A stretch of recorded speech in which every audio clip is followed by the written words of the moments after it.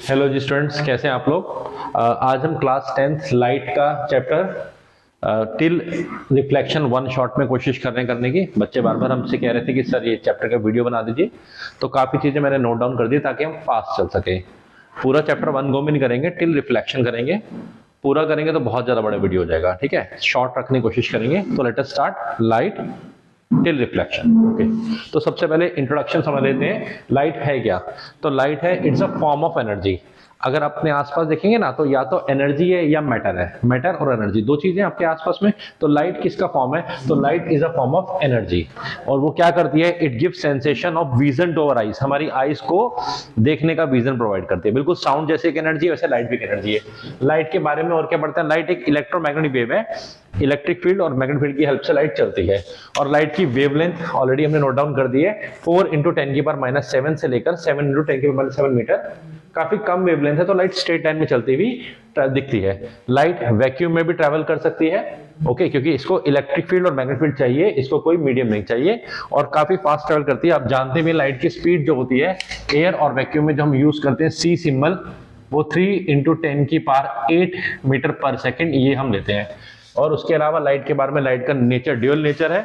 ये ray nature और as well as wave nature दोनों को रिप्रेजेंट करती है। कुछ कुछ फिनोमिना ऐसे होते हैं जहां लाइट का रे नेचर शो होता है, जैसे रिफ्लेक्शन और रिफ्लेक्शन में, और कुछ कुछ फिनोमिना में उसका वेव नेचर शो होता है। ओके, थोड़ा सा और चलते हैं। लाइट में हमें क्या पढ़ना है? बेसिकली हमें रिफ्लेक्शन वाले पार्ट में पढ़ते हैं। तो रिफ्लेक्शन पर डेफिनेशन पढ़ लेते हैं। What is reflection of light?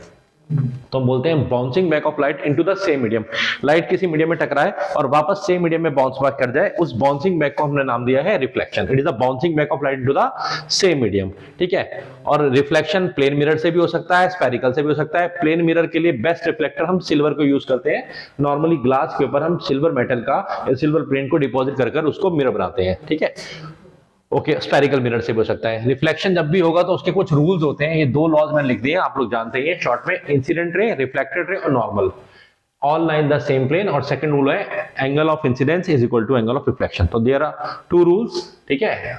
Incident ray, reflection ray और normal, all line the same plane, and angle i is equal to angle r. अगर हम एक डायग्राम भी बना के देखना चाहें प्लेन मिरर से, तो मैंने एक डायग्राम बना दिया है कि प्लेन मिरर किस तरह की इमेज बनाता है और उसको हम कैसे शो कर सकते हैं।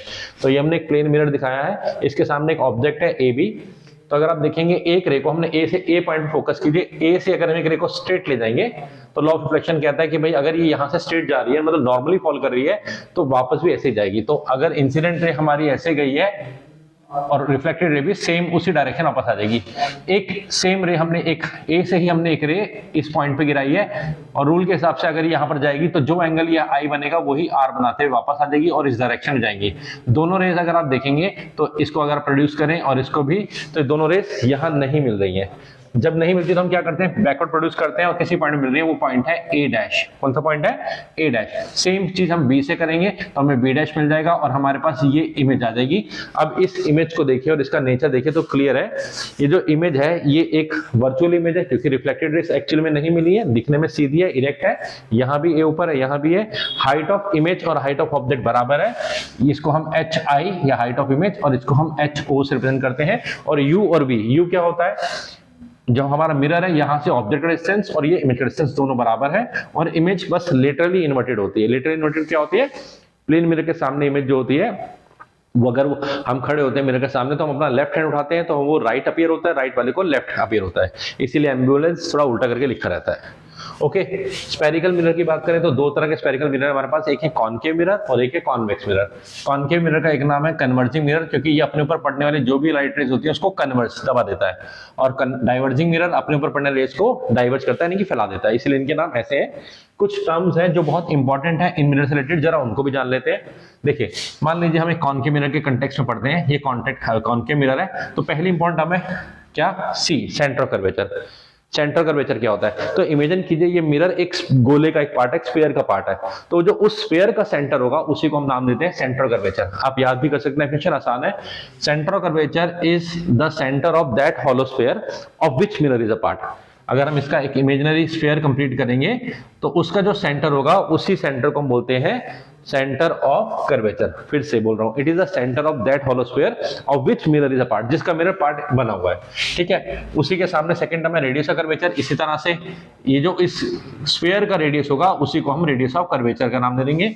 तीसरी टर्म हमारे पास पोल है। पोल इस मिरर का सेंटर मोस्ट पॉइंट होता है, उसको हम पोल नाम दे देते हैं।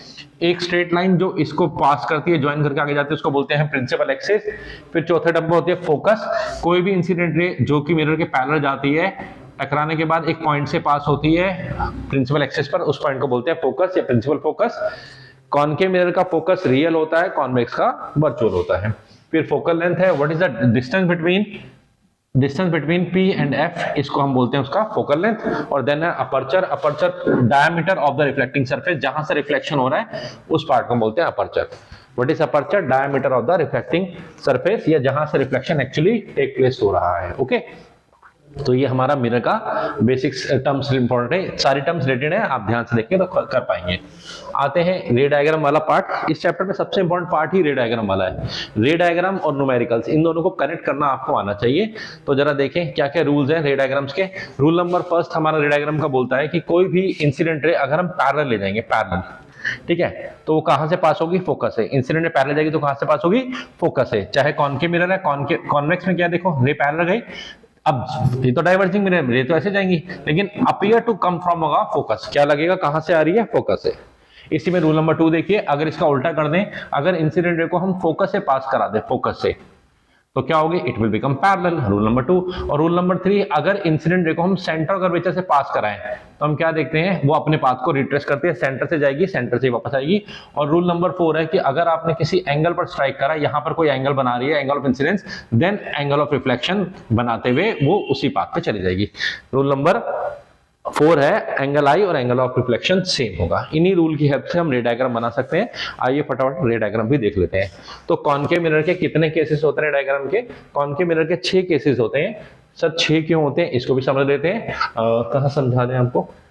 6 केसेस के लिए आपको यहां समझा देते हैं। यहां पर 6 केसेस क्यों होते हैं, देखिए कॉनकेव मिरर में अगर आप मार्क करेंगे, ये पोल है, ये फोकस है, ये सेंटर कर्वेचर है। 6 पोजीशंस एक्चुअली में, 6 केसेस यानी 6 पोजीशन। तो आप ऑब्जेक्ट को कहां रख सकते हैं? एक आप ऑब्जेक्ट को इन्फिनिटी में रख सकते हैं, एक बियॉन्ड सी रख सकते हैं, एक एट सी रख सकते हैं केस नंबर 3 में, एक बिटवीन सी एंड एफ रख सकते हैं, एक एट एफ रख सकते हैं और बिटवीन पी एंड एफ रख सकते हैं। तो 6 केसेस है ऑब्जेक्ट को दूर से पास लाते हुए। तो मैंने कुछ केसेस कर दिए आपके लिए। जैसे पहले केस में हो गया, हमने ऑब्जेक्ट को इन्फिनिटी पे रखा है, तो इन्फिनिटी के लिए हमें ऑब्जेक्ट दिखाने की जरूरत नहीं है। एक रे को अगर हम पैरेलल लाएंगे इंसिडेंट रे के, सॉरी प्रिंसिपल एक्सिस के, तो पास होगी फोकस से। Rule number 1, incident ray parallel तो पास होगी फोकस से।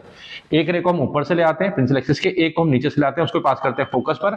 दोनों रेज आप देख रहे हैं फोकस पर मिल गई है। जब भी 2 रेस फोकस पे मिले, एक्चुअली मिले, तो ऐसी रे जो बनती है, उस ऐसी इमेज बनती है, उसको बोलते हैं रियल इमेज, ठीक है।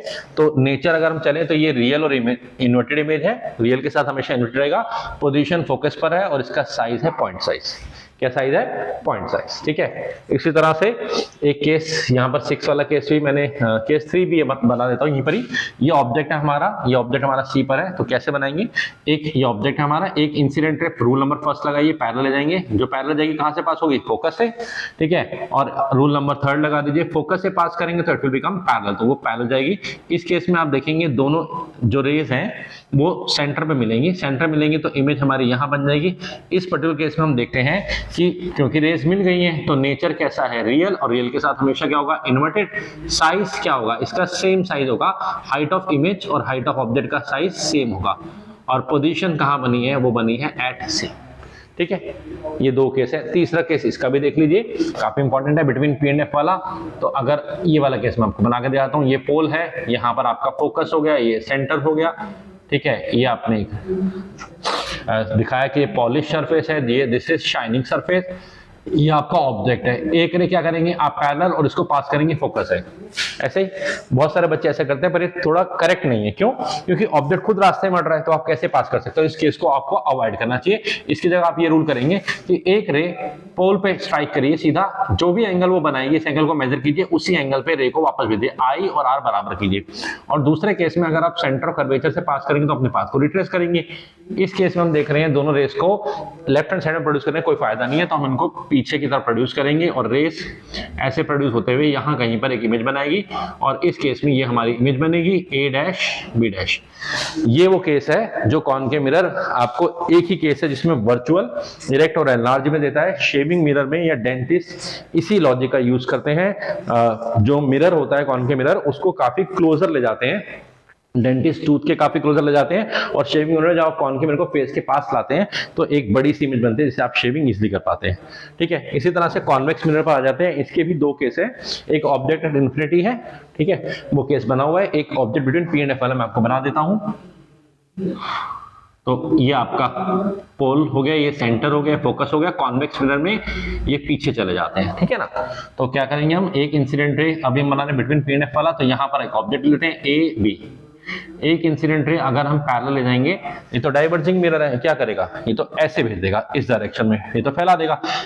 तो कहां से आप रिलेट करेंगे, तो आंसर है कि इंसिडेंट जो पैरेलल होती है वो लगता है फोकस से आ रही है, तो फोकस और इस पॉइंट को ज्वाइन करेंगे और रे को ऐसे ले जाएंगे, ठीक है, इसी डायरेक्शन में ऐसे पास कर देंगे। दूसरा रूल, अगर आप इंसिडेंट रे को सेंटर ऑफ कर्वेचर की C की डायरेक्शन में जाएंगे तो वो उसी डायरेक्शन में जाएगी। दोनों रेज यहां मिलती भी लग रही है, एक्चुअल में नहीं मिली है, तो यहां पर आपकी इमेज बन जाएगी A डैश B डैश। ये रेस एक्चुअली में नहीं मीट हो रही है, इसलिए इस इमेज का नेचर वर्चुअल होगा, इरेक्ट होगा और छोटी बनी है, ठीक है। कॉन्वेक्स मिरर हमेशा वर्चुअल और इरेक्ट बनाता है, जबकि कॉनकेव मिरर रियल इन्वर्टेड बनाता है, एक केस में वर्चुअल इरेक्ट भी बनाता है। ओके, ये न्यूमेरिकल, ये तरीका है डायग्राम बनाकर आपको इमेज के ऊपर बताना, इमेज कहां बन रही है, रियल है, इन्वर्टेड है। इस चीज को आप न्यूमेरिकली भी कर सकते हैं। तो न्यूमेरिकली करने के लिए आपके पास फॉर्मूला है, that is mirror formula and we have magnification formula. कई बार पूछ लेते हैं स्टेट करिए मिरर फॉर्मूला, तो आपको क्या बोलना है, it is a relationship between focal length, image distance and object distance of the mirror. Focal length, image distance and object distance, and it is represented by 1 upon f is equal to 1 upon v plus 1 upon u. What is the magnification formula? It is the ratio of height of image to height of object to the negative of image distance upon में u. याद रखना इसमें कोई units नहीं होती क्योंकि like quantities का ratio है। एक बात, दूसरी बात, ये जो भी मिरर फॉर्मूला या मैग्नीफिकेशन फॉर्मूला है इनमें स्ट्रिक्टली साइन कन्वेंशन लोगे, बिना साइन कन्वेंशन के आप नहीं कर सकते। साइन कन्वेंशन क्या है मैं फटाफट बताता हूं आपको। जो भी डिस्टेंस मेजर होता है वो यहां पर समझ लीजिए पोल से ही स्टार्टिंग पॉइंट से मेजर होगा। ओके, हमेशा पोल से ही स्टार्टिंग पॉइंट लेकर डिस्टेंस मेजर करना है। अब अगर आप पोल से, वैसे तो ऐसे बोलते थे कि लेफ्ट वाला नेगेटिव ले लो, राइट पॉजिटिव लो, पर करेक्ट क्या है कि इंसिडेंट रे के डायरेक्शन में जो भी डिस्टेंस मेजर होगा वो सब पॉजिटिव होगा, उल्टे डायरेक्शन में होगा वो नेगेटिव होगा। जैसे मान लीजिए इस केस में हमारा यहां पर ऑब्जेक्ट है और पोल पर हम ऑब्जेक्ट का डिस्टेंस मेजर कर रहे हैं, तो हम इंसिडेंट ऐसे जा रही है और उससे नेगेटिव आ रहे हैं, ऐसे आ रहे हैं, तो ऑब्जेक्ट का डिस्टेंस नेगेटिव होना चाहिए। क्या होना चाहिए, नेगेटिव। यहां देखिए, यहां पर हम पोल पे खड़े हैं और ऑब्जेक्ट इधर है, तो हम इधर आ रहे हैं, तो ये भी नेगेटिव होना चाहिए। जबकि इमेज डिस्टेंस के लिए हम राइट साइड में जा रहे हैं, इमेज डिस्टेंस में, तो इंसिडेंट रे के डायरेक्शन में गए तो क्या होगा, पॉजिटिव। इसी तरह से प्रिंसिपल एक्सिस से ऊपर जाएंगे तो पॉजिटिव, नीचे जाएंगे तो नेगेटिव। ओके, चलिए फटाफट एक न्यूमेरिकल भी देख लेते हैं ताकि हमारा टॉपिक कंप्लीट हो जाए। तो न्यूमेरिकल क्या है, एक ऑब्जेक्ट है जिसका हमें साइज दे रखा है। ऑब्जेक्ट का साइज मतलब क्या होता है, हाइट ऑफ ऑब्जेक्ट, तो straight away height of object लिख लीजिए 7 सेंटीमीटर। और ऑब्जेक्ट कहां पर होगा, ऑब्जेक्ट हमेशा अबव द प्रिंसिपल एक्सिस होता है, तो इसके लिए प्लस का साइन लगा दीजिए, मर्जी है, प्लस तो अंडरस्टूड ही होता है। ओके, ऑब्जेक्ट कहां होगा, हमेशा ऊपर होगा प्रिंसिपल एक्सिस पे, इसलिए इसको प्लस लिया गया है। आगे देखते हैं, इस प्लेस है 27 centimetre in front of concave mirror. Object concave mirror से 27 सेंटीमीटर फ्रंट में, कॉनकेव मिरर है, ऑब्जेक्ट यहां सामने रखा गया, तो इंसिडेंट रे ऐसे जा रही है, ऑब्जेक्ट ऐसे मेजर कर रहे हैं, तो ये u आपका नेगेटिव हो गया, तो u आप ले लीजिए माइनस का 27। स्ट्रेट अवे साइन कन्वेंशन को यूज कीजिए साथ के साथ ही। Okay, in front of concave mirror of focal length 18 centimetre. अब कॉनकेव मिरर की फोकल लेंथ प्लस या माइनस उसको भी डिसाइड कर लेते हैं। कॉनकेव मिरर के फोकल लेंथ के लिए अगेन पोल पे खड़े होइए और इस तरफ फोकस इस तरफ है, कॉनकेव में, कॉन्वेक्स में उस तरफ होता है। लेफ्ट हैंड साइड में जा रहे हैं तो मैंने कहा इंसिडेंट रे ऐसे आप उससे उल्टा जा रहे हैं तो क्या लेना चाहिए, नेगेटिव, जबकि इसमें क्या लेंगे, पॉजिटिव, तो फोकल लेंथ क्या हो गई, नेगेटिव। कई बार बच्चे याद भी कर लेते हैं कि कॉनकेव के लिए नेगेटिव लेंगे और कॉन्वेक्स के लिए पॉजिटिव, पर ठीक है, कंसेप्ट आप समझ के चलिए, लिखने के लिए भी आ सकते हैं। क्या पूछ रहे हैं आपसे, कह रहे हैं कि स्क्रीन कहां रखें ताकि इमेज उस पर बन जाए। एक बात तो ये कह रहे हैं कि स्क्रीन को कहीं रखना है, मतलब स्क्रीन पर इमेज बन रही है, स्क्रीन पर बनने वाली इमेज हमेशा रियल इमेज होती है, ये ध्यान रखना, और स्क्रीन को वहीं रखेंगे जहां पर इमेज बन रही होगी, यानी कि इमेज डिस्टेंस ही फाइंड करना है, स्क्रीन को आपको वहीं प्लेस करना है। पूछ रहे हैं स्क्रीन कहां प्लेस करें, तो ऑब्वियसली जहां इमेज बनेगी वहीं स्क्रीन प्लेस करेंगे, है ना। तो एक तरह से इमेज डिस्टेंस ही स्क्रीन डिस्टेंस है, तो आपको v फाइंड आउट करना है। और जैसे मैंने कहा कि ये स्क्रीन पर बन रही है तो ये आपका रियल इमेज होगी, और कॉनकेव मिरर में real image left hand side बनती है, यानी कि v आपका नेगेटिव आना चाहिए। तो फटाफट आप ऐसे साइन करेक्शन लिख लीजिए। अब आते हैं मिरर फॉर्मूला। तो we should write by using mirror formula. Mirror formula, what is mirror formula? 1 upon f is equal to 1 upon v 1 upon u. Straight away formula लिखा, अब वैल्यू डालते हैं। 1 upon f is 1 upon 18, minus का sign ऊपर लिख लिया, is equal to 1 upon v हमें निकालना है, plus 1 upon u, u is -27 यहाँ लिखना है। स्ट्रेट अवे फॉर्मूला लिख रहा, स्ट्रेट अवे उसके साथ में वैल्यूज डालना, साइन कन्वेंशन। अब ये इस वैल्यू वेरिएबल को मत हिलाने की कोशिश करना इस कांस्टेंट को मूव कराने की। इसको हम राइट हैंड साइड में ले आते हैं, तो ये बन जाएगा -1 upon 18 plus 1 upon 27 is equal to 1 upon v। LCM लेंगे तो इट विल बी 54, ये -3 plus 2 is equal to 1 upon v। थोड़ा सिंप्लीफाई करेंगे तो फाइनली मिल रहा है -1 upon 54 is equal to 1 upon v, and v is equal to -54 centimetre. कहा ना v नेगेटिव में आएगा, क्यों? Real image left hand side बनेगी, v नेगेटिव में आ रहा है और 54 सेंटीमीटर जहां v आ रहा है इमेज डिस्टेंस वहीं आपको स्क्रीन रखना चाहिए। तो स्क्रीन का डिस्टेंस भी आपका कितना हो जाएगा? 54 सेंटीमीटर। नेगेटिव साइन क्या बता रहा है? नेगेटिव साइन बता रहा है कि स्क्रीन आपको लेफ्ट हैंड साइड में रखनी है। एक बात। दूसरी बात आपसे पूछा था साइज और नेचर। साइज के लिए आप मैग्नीफिकेशन फॉर्मूला लगाइए। What is magnification formula? h i upon में h not is equal to minus v upon u. H i upon h not is equal to minus v upon u. तो हम इस part को use कर लेते हैं क्योंकि हमें हाइट ऑफ ऑब्जेक्ट गिवन थी, हाइट ऑफ इमेज हमें फाइंड आउट करनी है। हाइट ऑफ ऑब्जेक्ट हमारे पास 7 गिवन है, साइन कन्वेंशन आते हैं, v की वैल्यू हमने निकाल ली है, माइनस ऑफ -54 अपॉन में u हमें गिवन था, दैट वाज -27। ये प्लस हो जाएगा, माइनस माइनस कैंसिल हो गया, 27 और ये 2 माइनस के 2। तो हाइट ऑफ इमेज आ रही है -14 सेंटीमीटर। माइनस साइन बता रहा है इमेज एक तो इन्वर्टेड बन रही है, और 14 बता रहा है आपको बड़ी बन रही है, लार्जर देन द ऑब्जेक्ट। ठीक है, बिगर देन ऑब्जेक्ट। थोड़ा सा और ध्यान से देखें तो ये कौन सा केस है। अगर मैं आपको केस वाइज समझाने की कोशिश करूं तो देखिए, फोकल लेंथ है 18, ठीक है, और सेंटर ऑफ कर्वेचर इसका डबल होता है 36 पर। तो फोकल लेंथ है 18 और ऑब्जेक्ट है 27, तो f के बाद 36 पर आएगा c, तो object between f and c आ रहा है, तो f एंड c वाला केस है।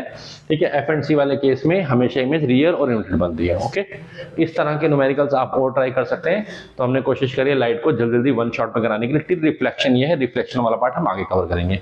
Okay, thank you for watching, thank you.